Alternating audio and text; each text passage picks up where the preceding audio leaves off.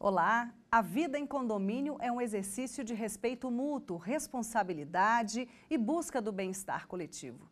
Dividir o espaço comum vai muito além de respeitar o volume do som em uma festa ou tomar cuidado com o barulho feito durante uma reforma. O assunto é tão sério que, recentemente, o Tribunal de Justiça do Rio de Janeiro proibiu a locação de um apartamento pelo Airbnb, um site de anúncios e reservas de casas e apartamentos para temporadas. Vamos ver. De acordo com o site consultor jurídico, o desembargador Ricardo Alberto Pereira proibiu a locação por menos de 30 dias e para mais de 6 pessoas de um apartamento em Ipanema, no Rio de Janeiro. O proprietário estava alugando o imóvel por curtos períodos. O condomínio, irritado com o uso nocivo das áreas comuns do prédio pelos locatários, foi à justiça para impedir as curtas locações. E para discutir o assunto, estão aqui comigo no estúdio Miguel Roberto da Silva, advogado, especialista em direito imobiliário, e José Pimentel, presidente do Sindicato dos Condomínios do Distrito Federal. Sejam bem-vindos ao fórum, muito obrigada pela presença de vocês. Bom, eu vou começar discutindo essa decisão recente, do Tribunal do Rio de Janeiro. Miguel, até que ponto a Justiça pode interferir? Eu diria que a Justiça pode interferir muito, porque hoje o direito está muito principiológico. Então, o poder dos juízes aplicar a lei ao caso concreto está muito maior do que era algumas décadas atrás. Então, você veja, o funcionamento de um condomínio está previsto hoje, está regulado no Código Civil. Então, o Código Civil estabelece uma série de regras, só que, evidentemente, que a lei não consegue prever todas as circunstâncias possíveis de uma convivência num condomínio. Então, essa decisão especificamente, claro, tem que se examinar a questão no caso concreto, mas a convenção no condomínio, por exemplo, pode, eventualmente, proibir a locação por temporada dos seus apartamentos. Vai se dizer, poxa, isso está afrontando o direito de propriedade, não é? E, de fato, está. Mas há também outras questões aí, o cumprimento da função social da propriedade, o cumprimento da função social do contrato, já que a convenção é uma espécie de contrato coletivo. Então, fica um impasse ou uma ponderação do direito individual do proprietário com o direito coletivo dos demais condôminos. Nesse caso específico, o advogado do condomínio, ele defendia que os locatários não respeitavam as áreas em comum. É um argumento forte, né? Uma vez que você está alocando o apartamento por um ilustre desconhecido, que vem por uma temporada, por um pequeno período, dependendo de como essa pessoa se comporte no âmbito do condomínio, é evidente que ela não tem o mesmo nível de compromisso com a coletividade que tem o proprietário, o condômino, o possuidor do imóvel. Então, muitas vezes, essas pessoas não atendem ou nem conhecem as regras específicas de funcionamento daquele condomínio. Então, a decisão parece um tanto quanto drástica, mas ela faz sentido numa concepção de que toda hora um imóvel está recebendo pessoas que são desconhecidas da comunidade, isso afronta, dependendo das circunstâncias, o sossego, a segurança, não se sabe a origem dessas pessoas, o comportamento delas, a ética delas, né? Então, realmente viola um pouco o direito de tranquilidade, de sossego e de confiança que se estabelece entre vizinhos que já se conhecem há algum tempo, né? Pimentel, o papel do síndico não é fácil, né? É uma pessoa que precisa lidar com várias outras pessoas, fazer cumprir essas regras. Quais são as principais questões que são levadas assim ao síndico? Bom, como administrador, via de regra, o síndico ele tem o dever de zelar pelo seu próprio patrimônio quanto o patrimônio dos demais condôminos. Esta questão em especial que você fez a menção do Airbnb, Rio de Janeiro, é uma delas. Como, por exemplo, você tem que levar em consideração que a cidade do Rio de Janeiro é uma cidade extremamente turística. Só que a convenção, como bem colocado pelo Dr. Roberto, em relação à regra entre condôminos, também deve seguir em relação ao regimento interno daquele condomínio. Porque o regimento interno vai trazer a normatização complementar do que a própria convenção espelha com base no Código Civil. O síndico, para gerir, ele vai gerir de acordo com o regramento, convenção de condomínio e as normas complementares do regimento.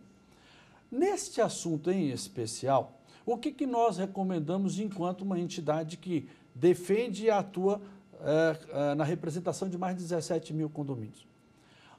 Um assunto extremamente novo, neste caso em especial. A nossa assessoria jurídica já elaborou uma planilha orientativa, uma cartilha orientativa, para que o síndico possa saber como conduzir uma assembleia e preparar os condôminos e o próprio documento interno, regimento e convenção, para receber essa novidade Airbnb. Óbvio que alguns condomínios já possuem uma quantidade de imóveis locados que segue a lei de incorporação e locação de imóveis urbanos. O que nós, de certa forma, atentamos é que o síndico ele precisa estar qualificado e preparado, não tão somente para interpretar o que deve estar sendo interpretado como convenção. Nós temos edifícios, por exemplo, aqui em Brasília, uma cidade completamente atípica do Brasil, em que diversos executivos hoje procuram Brasília e não procuram mais hotéis, procuram unidades habitacionais que possam ser locadas por pequenos espaços de tempo. Não seria o caso de ter que ser, no mínimo, locação por 30 dias. Então, os condomínios se adequam, se ajustam de acordo com a característica pela qual o condomínio foi constituído. Nós já temos aqui em alguns setores, em especial no Distrito Federal, alguns condomínios já construídos com esta finalidade, de atender tanto a questão do Airbnb, quanto a própria locação, quanto a própria residência do condômino proprietário. Mas não basta somente isso. A função síndico, com a profissão gestão condominial, que é restrita ao administrador, devidamente registrado no Conselho Regional de Administração, passa necessariamente pela defesa do patrimônio dos demais condôminos. Porque se o síndico não zelar pelo patrimônio e não bem administrar o bem que pertence à coletividade, ele pode, no futuro, causar um prejuízo, inclusive no valor venal do imóvel, que pode ser reparado no futuro, quem sabe até com ação de reparação de danos por má gestão do condomínio. Agora, jamais permitir, no regramento do condomínio, que uma norma explícita como a convenção de condomínio seja descumprida pelos condôminos sem o devido conhecimento. Isso é fundamental. Vai locar? Vai. A regra é essa. Regra para tudo, seja dentro do apartamento, seja dentro do condomínio, ali tem regra. Não é o fato de que eu moro numa unidade autônoma que eu posso usar e gozar daquela unidade autônoma ao meu bel prazer. Essas restrições de convenção, como eu disse, o sujeito que está ali de passagem, 1 semana, 2 semanas, ele não tem muito compromisso e nem muito interesse em conhecer. Daí que essa dificuldade do inquilino temporário, né? A gente fala contrato de temporada, aquele que é inferior a 90 dias, né? Nos casos do Airbnb, são 1 semana, 4 dias, 3 dias, então a rotatividade de inquilinos é muito grande. Geralmente o imóvel é colocado pelo proprietário com uma imobiliária para fazer a intermediação. No caso do Airbnb, há muita probabilidade de que o contrato seja feito diretamente com o proprietário para tirar a taxa de administração da imobiliária. Mas mesmo assim, às vezes não há tempo e nem interesse do locatário em se inteirar das regras. E daí é muito mais fácil dele estar num condomínio e descumprindo certas normas vigentes, porque ele não teve tempo e nem interesse de verificá-las, né? É uma plataforma nova, né, que chega, essa decisão chega até para balizar, como vocês colocaram, novas regras em convenções, né, de condomínios. Isso vai subir, a jurisprudência de vários tribunais vai ser talvez um pouco divergente, acaba indo para o STJ, Superior Tribunal de Justiça, que vai formular súmulas que vão definir, mas isso ainda tem um bocado de tempo pela frente até chegar a esse ponto. Esse assunto puxa outros assuntos que, por exemplo, a falta de presença dos condôminos nas assembleias. Fato gravíssimo. Não é pelo simples fato de que eu sou o proprietário, 2, 3, 4 ou 5 condôminos se reúnem no universo de 60 unidades habitacionais, eu acho que está tudo certo, então você tem que comungar com a decisão da minoria. Não adianta reclamar depois. Sim, mas se você recebeu um edital de convocação e a finalidade do edital é publicizar o ato ou possivelmente as decisões que serão tomadas em função de algo que precisa ser regrado, recebido um regramento, amanhã ou depois não dá para reclamar porque eu não fui. Mas o que aconteceu? Eu quero saber por que você não foi na reunião do condomínio para deliberar sobre o assunto. E nós temos outras matérias, inclusive agora, a oportunidade de realizarmos assembleias de forma eletrônica. Nós temos assembleias online, ou seja, o mundo condominial da lei de 1964 nós precisamos trazer um pouquinho para 10.406 de 2002, mas também o bom senso tem que imperar. As pessoas precisam, de certa forma, entender que condomínio é conjunto de vontade. Mas por que no empreendimento tem uma situação e no meu tem outra situação? Porque a característica, como foi bem colocada, daquele imóvel seu não é a mesma do outro imóvel. Eu tenho característica, por exemplo, aqui no plano piloto de imóvel misto, como Águas Claras. Eu tenho lá a unidade habitacional com 1.000 apartamentos, com 30 lojas embaixo. Mas o condomínio é um só. O condomínio é um só e nós temos que tratar, inclusive, vamos dar um exemplo, lixo. Tratamento de resíduos sólidos, são tratamentos diferentes. Aí daqui a pouco nós vamos falar sobre os bichinhos, sobre os animais, que aí vem a questão da perturbação, se perturba o sossego, se não perturba. Mas aí nós vamos voltar à questão do síndico. Precisa ter qualificação, precisa ter dedicação, responsabilidade civil não se discute. Qualquer ato que ele deixar de praticar, que gere a outro em qualquer prejuízo, ele vai ser futuramente cobrado disso e certamente judicializado uma ação, vai ser responsabilizado pelo tal. E a boa gestão nada mais é do que a gestão da boa conversa, da boa vizinhança, de fazer com que as pessoas entendam que aquela pessoa está ali para contribuir para a melhoria da qualidade de vida. Ele está colocando a todo instante, né, a questão da necessidade de vocação e preparo de quem faz a gestão de um condomínio. E também há diferentes situações aí. Eu fui síndico 10 anos e advogo para vários condomínios aqui no DF. Se você pega um prédio de apartamentos aqui do caso de Brasília, que são de altura padronizada no plano piloto, você tem lá um prédio com 48 apartamentos, é fácil um condômino morador, proprietário, ser síndico. Agora, você vai para Águas Claras ou para outros empreendimentos, inclusive esses de caráter misto, é muito complicado que a gestão seja bem conduzida por um condômino, a não ser, claro, que ele tenha preparo, formação para isso, seja um administrador, seja um advogado, ou alguma formação que o auxilie. Outra coisa é que a lei, o Código Civil, determina como básico na gestão do condomínio, quando ele trata de administração, a existência de um síndico. Ocorre que isso não quer dizer que a convenção não possa prever outros órgãos da administração do condomínio. Então, apesar da lei dizer que o standard mínimo é um síndico que pode ser condômino, proprietário ou não, pode ser um gestor profissional, o ideal, mesmo em condomínios menores, como eu citei aqui, é que hajam alguns órgãos que a convenção pode criar, como o Conselho Fiscal, ou Conselho Deliberativo, para dar suporte, ou Conselho Fiscal para dar suporte ao síndico, para que ele não seja a todo instante o único a ter que tomar decisões, para ele dividir isso independentemente da autoridade suprema da Assembleia. Tá certo. Né? Eu vou pedir licença para vocês, um minutinho, daqui a pouco a gente continua essa nossa conversa, porque agora a gente parte para um breve intervalo, não saia daí, a gente volta já já.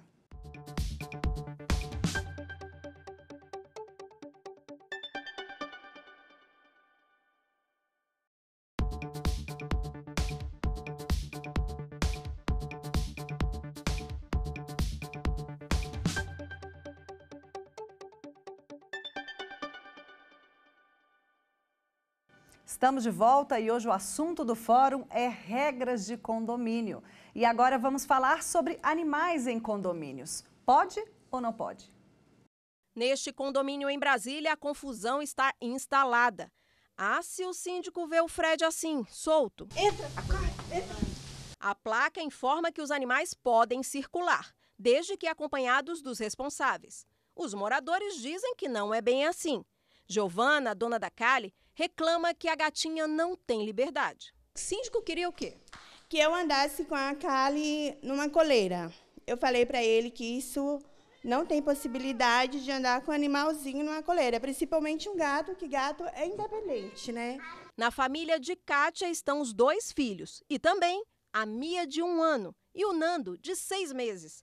A casa quase não tem espaço para os pequenos brincarem, esticarem as patinhas.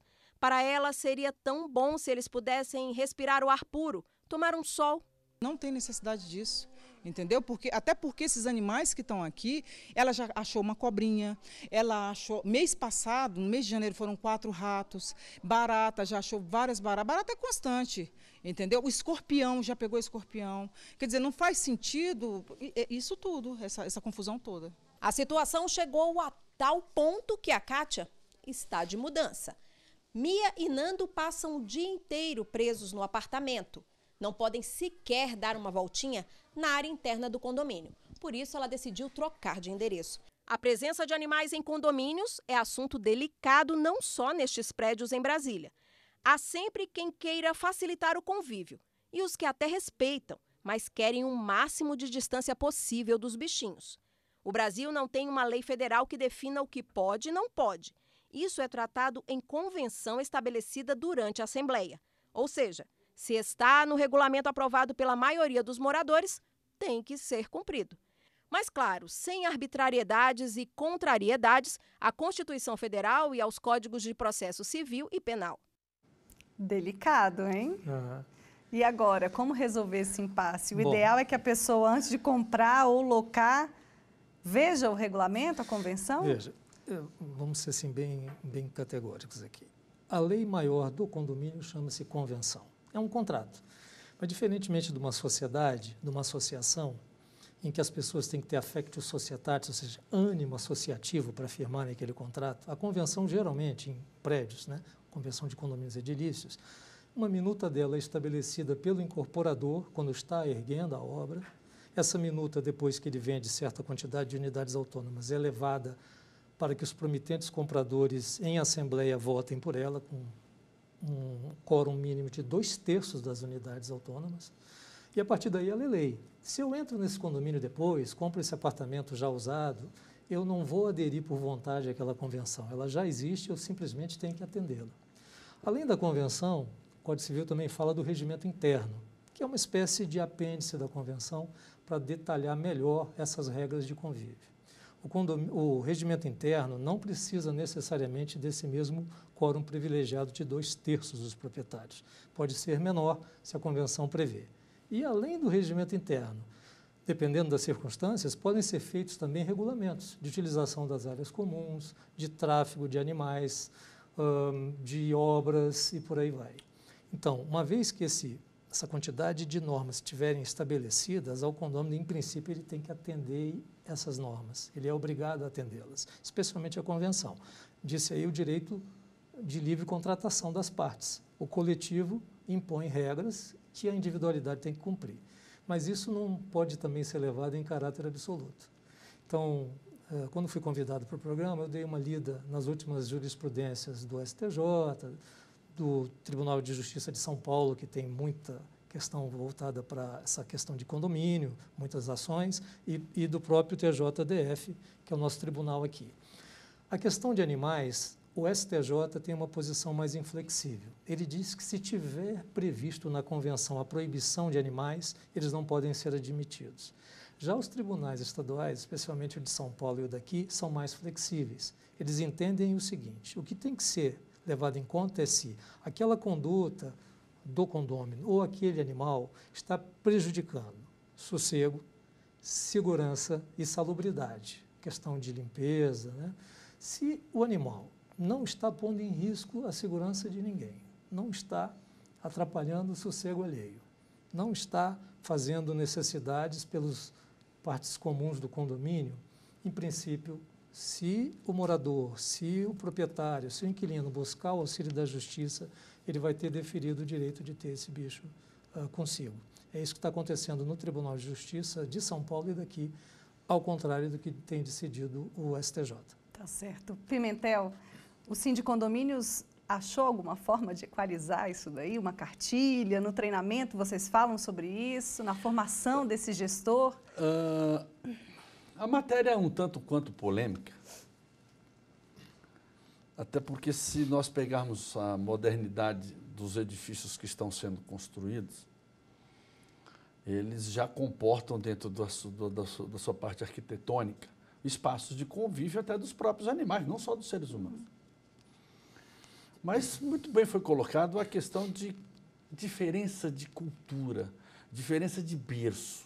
Se eu vou morar, vamos pegar um exemplo em que acabei de me casar e ganhei de presente um apartamento no edifício tal e para ali eu vou morar com a minha esposa. Só que eu não sabia que ali morava um nível social de pessoas que não gostavam e que não aceitavam, em hipótese alguma, que eu tivesse o meu cachorrinho de estimação e eu vou mudar para lá. Eu preciso cumprir uma regra, como foi muito bem colocado. Aqui existe um regramento que não pode criar animais. Então não adianta o jus esperneante meu na justiça, no tribunal, porque existe uma regra já pacificada dentro daquele condomínio que não pode. Mas em outros casos, o que o síndico de condomínio tem buscado? Tudo que não está tacitamente proibido o que não está expressamente proibido está tacitamente permitido. Aos condôminos é dado a oportunidade de discutir isso. As pessoas precisam tão somente se conscientizar de que, uma vez buscando morar em condomínio, ela precisa, antes de investir, saber se está investindo em um local que tem permissão ou não para algo que ela quer ter consigo. Se for só morar, for só ter o direito da propriedade e ali residir, ok. Se não, todo o regramento do condomínio tem que ser obedecido. Nós já discutimos várias ações e, infelizmente, mesmo como defensor dos animais, nós tivemos que realmente fazer com que o determinado condômino fosse compelido a mudar daquele condomínio para não poder continuar criando o seu animal. A precaução independentemente que seja do pequeno, do médio ou do grande porte. A precaução realmente é a melhor arma, né? Bom, para a gente terminar, eu queria falar um pouquinho sobre extremos, né? Se uma pessoa é notificada, se ela é multada e se mesmo assim ela incorre na repetição, ela pode ser expulsa? Eu vou jogar para os dois, assim. Isso é o chamado condômino antissocial. Como eu disse, a jurisprudência tem evoluído no aspecto de flexibilizar as situações em função de cada caso concreto. O Código Civil não prevê a multa de expulsão de um condômino, mesmo que ele seja considerado antissocial. As regras do Código Civil são geralmente penas pecuniárias, por inadimplência, por reiterada inadimplência, por reiterada descumprimento das regras. E quando ao máximo pode chegar, são multas equivalentes a 10 vezes a taxa mensal ordinária e ainda assim com respaldo de 3/4 da Assembleia, ou seja, um quórum muito privilegiado. Porém, tem havido decisões, tanto no TJ São Paulo, quanto aqui também no Tribunal de Justiça do DF, em casos extremos e comprovados, com toda essa tônica de advertências, multas reiteradas, de possibilidade, sim, de expulsão ou, melhor dizendo, de inviabilizar que aquele condômino, ainda que proprietário, more no imóvel. É realmente algo bastante forte contra o direito de propriedade, mas lembre-se que a propriedade tem que cumprir a função social dela. Claro. E quando o condômino é dessa forma, ele não está fazendo cumprir a função social da sua propriedade em função daquilo que ele causa de dano ao condomínio e à convivência com os demais. Plenamente expulsão, no estrito da palavra, isso. O síndico não tem o poder para expulsar. Isso tem que ser judicial. Ele tem o poder, sim, de, bem gerindo o condomínio, buscar o Estado de direito de, olha, relato o fato, peço ao Estado que tome a providência em relação a isso. Porque se ele for, via de regra, expulsar e tentar impedir o acesso daquela pessoa, ainda que com direito de propriedade garantido, o apartamento é meu, eu comprei e paguei, ele vai criar um problema óbvio, sério, no relacionamento dele, até consequências físicas. Sim, tem que ser uma intervenção judicial. Então, está aí o Estado brasileiro para agir. O condômino que às vezes, e aí a gente tem casos e casos, o reiterado é, por exemplo, uma situação em que eu moro no 15º andar de um edifício que tem 16 andares e quem está no 16º todo dia de manhã levanta uma senhora ou um senhor com um sapato que todo dia faz o toque-toque do sapatinho de manhã e aquilo me incomoda porque eu estou dormindo. Aquilo ali reiteradamente me cria uma perturbação e eu preciso registrar no livro de ocorrência para o condomínio que tem que conversar com aquele condômino porque o edifício da forma construtiva como foi, aquele saltinho me incomoda. Isso é bem comum, né? Muito comum. E aí a gente vai para outras situações em que o tom de voz, por exemplo, no meu fim de semana, que eu estou tomando um vinho com a minha família, recebo um convidado, eu esqueço que ali do lado tem uma criancinha recém-nascida. E faço como? Eu resolvo como? Com boa conversa. Com um bom entendimento. Uma coisa importante também é que mesmo nessas condições extremas como bem disse o Amaral, que vai ter que ser judicializado. Na parte que está ainda dentro do âmbito do condomínio, toda e qualquer punição que se dá a algum condômino tem que se respeitar o direito ao contraditório e ampla defesa, especialmente no caso dessas multas mais severas contra o condômino antissocial, aquela de 5 vezes e o décuplo. Tem que ser aberto, inclusive, direito de defesa, até mesmo ele comparecendo em assembleia com um advogado, etc., porque senão a punição é considerada muitas vezes nula pelo judiciário. Eu vou fazer um complemento à fala, dizendo o seguinte: nós temos conjuntos de edifícios aqui, em que temos sauna, piscina, salão de jogos, brinquedoteca, e aí você desceu da sua unidade, devidamente vestida para ir à piscina. E em um certo momento eu saio da sauna ali, sou um condômino e tal, a vejo vestida, pronta para poder utilizar aquela instalação piscina. Eu devo ter e manter a minha conduta de respeito para com a sua pessoa, independentemente se conheço ou não conheço, se tem intimidade ou não. Porque ali você está convivendo com um conjunto de pessoas que precisam saber usufruir do que é colocado à disposição delas enquanto condômino. Então, nós já tivemos situações aqui no Distrito Federal de pessoas fazendo sexo dentro de sauna, de pessoas não sabendo utilizar as dependências de uma piscina. Ou seja, precisa essas pessoas estarem inseridas no contexto de que o bom relacionamento e o respeito ao direito do próximo passa necessariamente pela educação que eu recebi de berço. Claro. Eu preciso saber viver em coletividade. Viver em comunidade e estabelecer o bom senso. Muito obrigada pela presença de vocês, obrigada, Miguel, e obrigada, Pimentel. E o Fórum chega ao fim. Se você tiver alguma dúvida ou sugestão, mande um e-mail, forum@stf.jus.br, e você também pode nos fazer uma visita no YouTube ou no Twitter. TV Justiça Oficial. Até o próximo programa.